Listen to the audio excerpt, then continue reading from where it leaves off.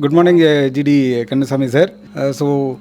Basically, there are two questions, a brief interview with you. Being an auditor from your angle, how do you see the profit loss calculation between corporate farmers and the small farmers? Because Thank you, dear. See, the problem is the method of accounting they adopt. All traditional farmers they take only what comes in and what goes out. They are not taking into consideration the interest factor on the capital they contribute. Number one issue. The second issue is the depreciation. They are investing a lot of amount by way of buildings, plant machineries, particularly pipelines, and lot more capital expenditures are there. The depreciation factor they are not at all considering regularly. Whenever they purchase, they deduct it from their incomes, and they are not. It is not evenly distributed over the period of time. So the two issues, interest on capital and depreciation on fixed assets, are these two issues which are totally neglected by the traditional farmers. Whereas these two things are given due consideration as per corporate farmers are concerned. They cannot go against the accounting principle. Whereas for traditional farmers, no accounting principle applicable. So the corporate farmers, they have to compulsorily take care of the interest factor, maybe a notional interest rather. But depreciation is mandatory for the corporate farmers to take care of.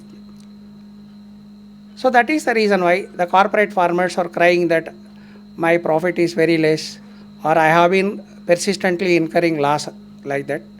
Whereas traditional farmers they claim, "Arey yaar, I have been getting lot of money. Every year my money inflow is growing and growing."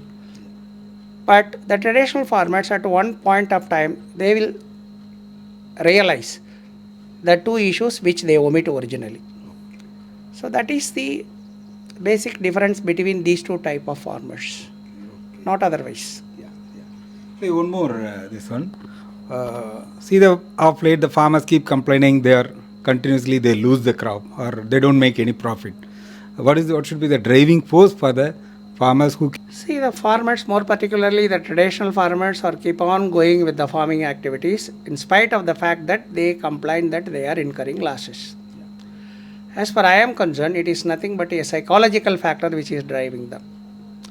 Strictly speaking, if anyone strucks with any loss or something like that, he has to think it once or twice before the next venture.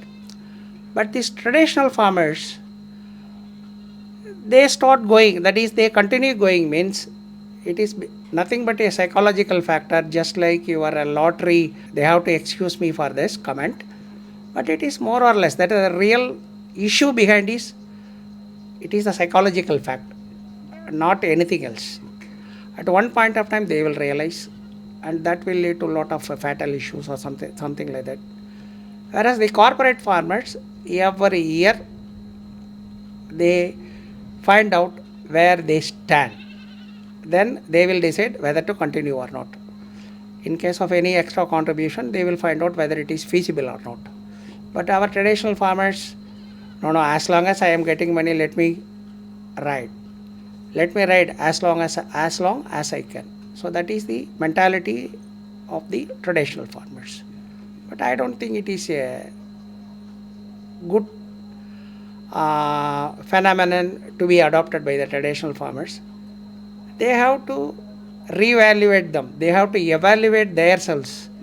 Then only they can be a good farmer comparing with others.